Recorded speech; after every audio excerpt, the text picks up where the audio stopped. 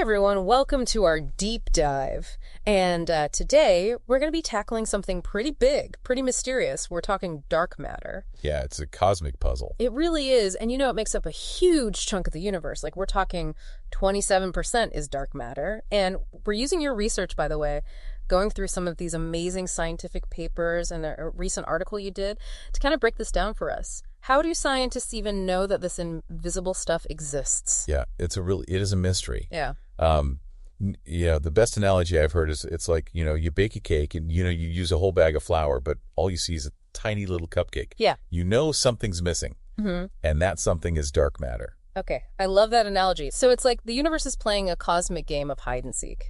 So how did scientists first get on the trail of this hidden universe? Well, picture this, right? It's the 1930s.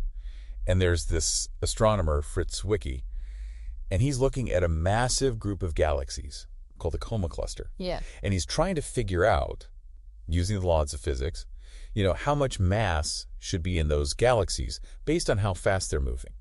So it's like watching race cars on a track. Like you can kind of tell how powerful they are, how much they weigh, by how fast they're going, how they interact with each other. Exactly.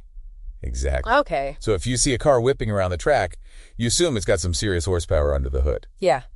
And that's what he thought he'd find with these galaxies, but that's not what he found at all. He found that these galaxies, they were moving way too fast for the amount of stuff, the amount of matter that we could see. So there had to be something else there, something we couldn't see. Something else there, adding to their mass Yeah. and affecting their gravity. Yeah. And that was kind of one of the first big clues that, hold on a second, there might be something called dark matter out there. It's like realizing there's more to the universe than meets the eye. Yeah. But hold on, we're not just talking about galaxies moving too fast, right? You mentioned something earlier about gravitational lensing. Yeah. That sounds cool. It is really cool, and it's a really kind of mind-bending concept. But imagine this. You're shining a flashlight in a completely dark room. Okay. Okay, now imagine something invisible passes in front of that flashlight. Okay. You might not see the object itself because it's invisible. Right. But you would see the light from your flashlight bend around it. Oh, okay. Right. So even though we can't see dark matter directly, we can see how its gravity bends light. Yeah, it warps the path of light. Okay. Like a cosmic magnifying glass. Gotcha. And so by studying how much the light bends, astronomers can actually map out where the dark matter is, even though it remains invisible. That's incredible. It's like being able to see the outline of something, even though it's cloaked. Exactly. And this brings us to another amazing scientist, Vera Rubin. Yeah, Vera Rubin.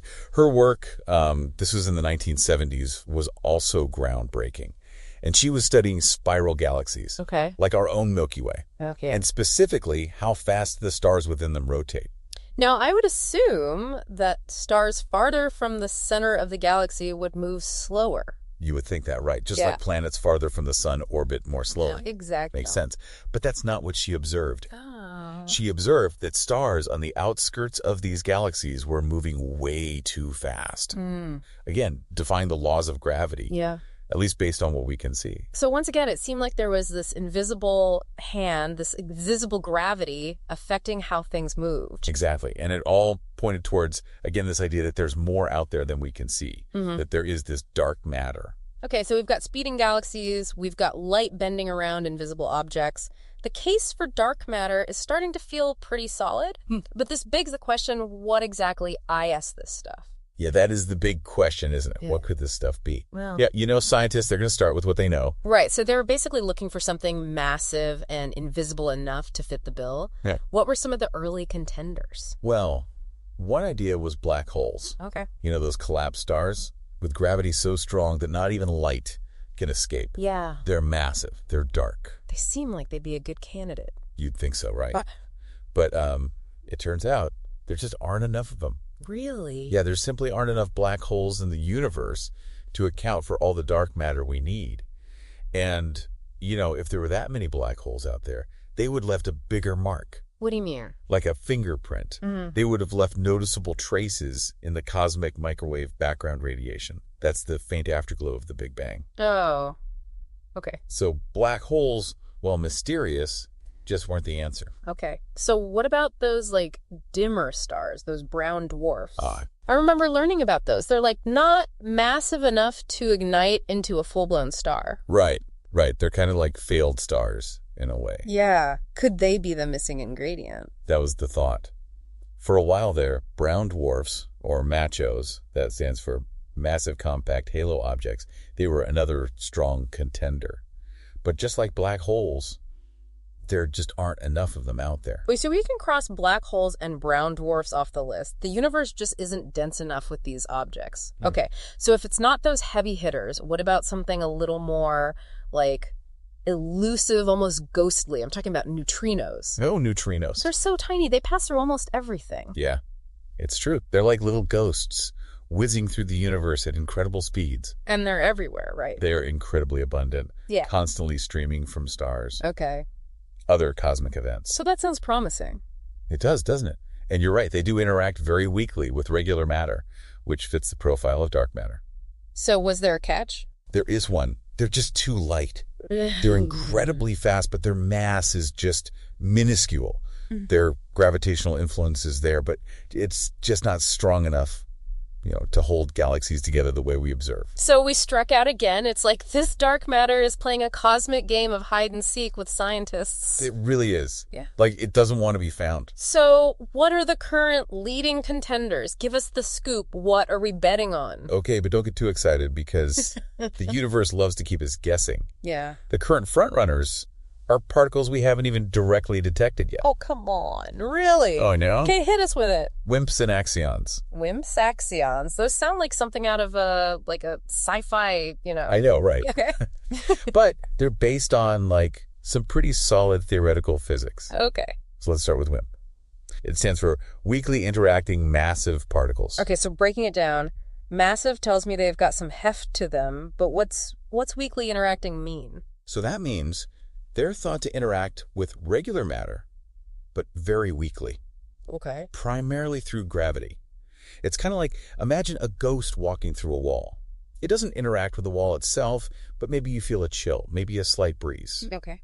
That's kind of how WIMPs are thought to behave. So they're massive, but they're kind of loners, just like dark matter seems to be. Yeah, exactly. And what about their competition, these mysterious axions? So axions, they're thought to be much, much lighter than WIMPs. Okay. But they have some other unique properties that make them interesting dark matter candidates. Yeah. For example, they could be influenced by electromagnetism. Oh, okay. Which opens up some exciting possibilities for how we might be able to detect them. Okay, so we have WIMPs, these heavy hitters that don't interact much, and then we've got axions, these lighter, more elusive particles.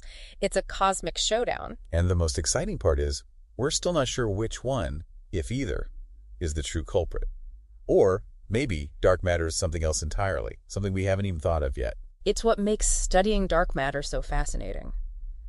So we've got our potential suspects, but how do we actually catch them? We can't exactly set a trap for something we can't see or interact with. It's a challenge, that's for sure. Yeah. But scientists, they're clever, and they've come up with some pretty amazing ways to try to track this stuff down.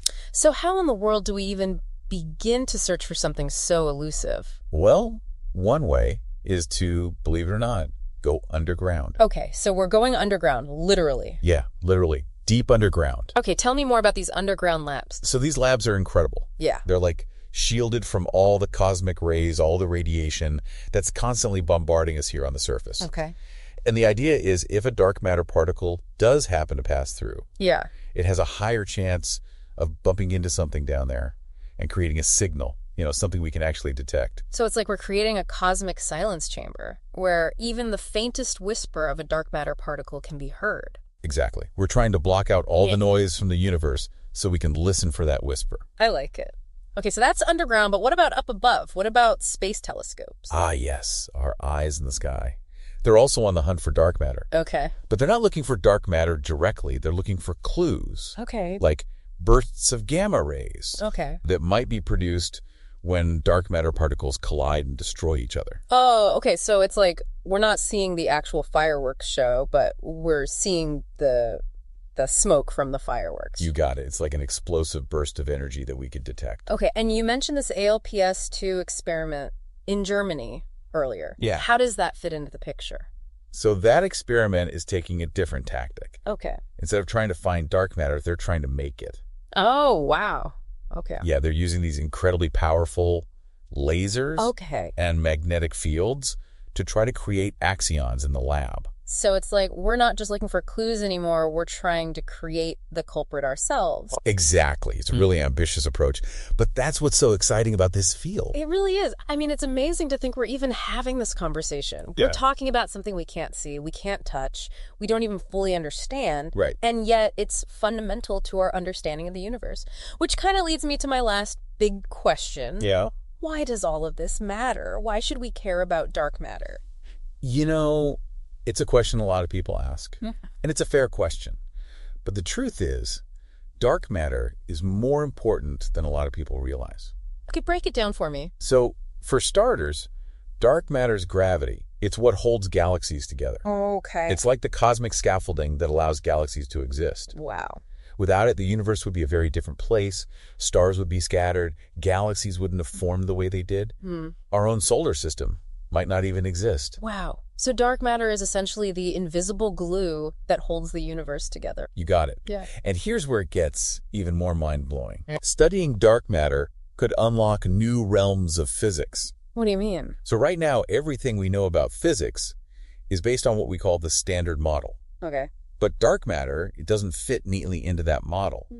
So by studying it, we could discover new particles, new forces, Okay. a whole new understanding of how the universe works at the most fundamental level. It's like we've stumbled upon a piece of a puzzle, but it doesn't belong to any of the boxes we have. That's a great analogy. It's as just there's a whole other picture out there, a whole other level of understanding that we haven't even begun to grasp. Wow. It really makes you wonder what else is out there, hidden in plain sight. That's the beauty of science, isn't it? It constantly challenges us, makes us rethink what we thought we knew, and leads us to these incredible discoveries. Well, listeners, we've journeyed to the depths of the cosmos, we've explored the frontiers of physics, and we've contemplated the mind-boggling implications of dark matter. And while we might not have all the answers just yet, one thing's for certain. The quest to understand dark matter is one of the most exciting and important scientific endeavors of our time. So until next time, keep looking up, keep asking questions, and keep exploring the wonders of the invisible universe.